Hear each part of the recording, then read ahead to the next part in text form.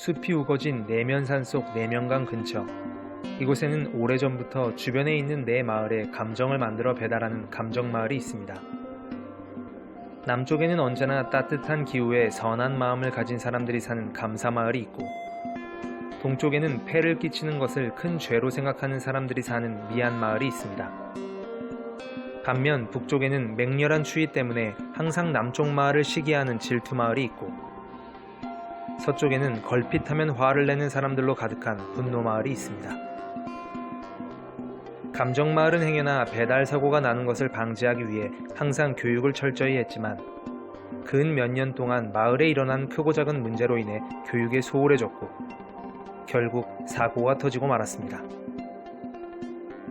깊은 산속에 위치한 감정마을은 원래 길이 복잡해서 헤매는 경우가 많아 배달을 할 때마다 다음 배달을 위한 길을 표시해줘야 합니다. 그런데 매번 배달할 때마다 길을 정리하는 것을 귀찮게 여긴 나 짜증씨가 또 치워야 되네, 짜증나 하면서 길을 표시하지 않은 것입니다. 결국 감사마을에 가야 할 감정이 질투마을에 가게 되고, 미안마을에 가야 할 감정이 분노마을에 가게 된 것입니다. 그렇지 않아도 분노와 질투가 가득한 분노마을과 질투마을 사람들은 감사마을과 미안마을 사람들이 자신들을 우롱해서 배달 사고가 나게끔 꾸민 것이라 여겨 각 마을에 쳐들어갔고, 깜짝 놀란 감사마을과 미안마을 사람들은 감정마을로 도망쳤습니다. 그래서 이 감정마을을 비롯한 각 마을을 가슴에 품고 있는 당신은 자신도 모르는 사이에 고마운 감정이나 미안한 감정을 보면 극도로 화를 내거나 질투를 하는 것입니다. 이제야 나 짜증씨는 후회했지만 너무 늦어버렸습니다. 이 일을 대체 어떻게 해야 할까요?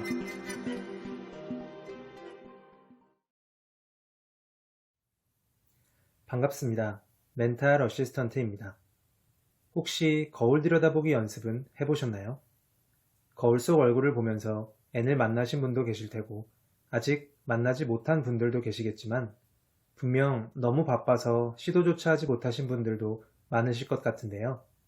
제가 중요성에 대해 수차례 강조한 만큼 꼭 시도해 보시기 바랍니다. 오늘은 N을 찾기 위한, 그리고 N을 성장시키기 위한 두 번째 시간, 감정 구별하기입니다. 지난 시간에 말씀드렸듯 우리는 긴 시간 동안 감정을 숨기고 지내면서 제대로 감정 표현하는 법을 잊어버렸습니다. 그러다 보니 불쑥 감정이 올라왔을 때 그 감정의 종류가 무엇이고 또 발생한 원인이 무엇인지조차 구별하지 못하게 됐죠. 이것은 곧 우리의 멘탈이 그저 감정의 파도에 휩쓸려 버릴 수밖에 없을 만큼 약한 상태임을 의미합니다. 왜곡된 감정은 고마움을 질투로, 미안함을 분노로 표출하기도 합니다. 내가 현재 느끼고 있는 감정이 정확히 어떤 감정인지 깨닫고 지금 왜 이런 감정을 느끼게 됐는지 원인을 파악할 수 있어야만 이를 통해 해결 방법을 찾을 수 있습니다. 우리는 흔히 짜증난다라는 표현을 많이 합니다. 하지만 짜증난다는 표현은 굉장히 복합적인 감정이기 때문에 원인을 찾기도 어려우며, 원인을 찾지 못해 해결을 못하면 왜곡된 감정을 표출하게 될 수 있을 뿐만 아니라 좋은 상황을 만나도 그대로 받아들이지 못할 수 있습니다. 우리가 N을 잊어버린 것처럼 N도 어릴 적 우리의 모습만 알고 있을 뿐, 가면을 쓴 채 스스로의 감정을 구분하지 못하고 있는 지금 우리의 모습을 알아보지 못합니다.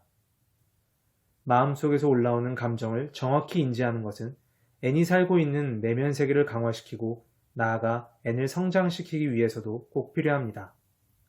따라서 불편한 기분을 느끼게 되신다면 짜증나 하며 넘기지 마시고 거울을 들여다보듯 자신의 감정을 가만히 들여다보세요.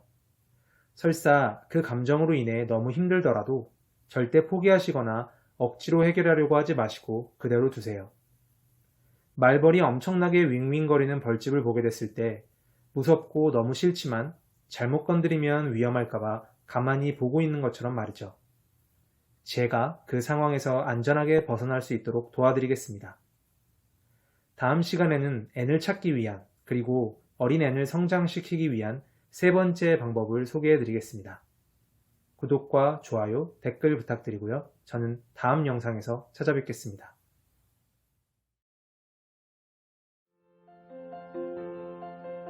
금요일 저녁 잘 보내고 계신가요? 어제였던 2020년 9월 17일 목요일을 마지막으로 아이린 쌤님께서 신청해 주셨던 1차 대리기도가 끝났습니다. 분명 좋은 소식 듣게 되실 거라고 믿습니다.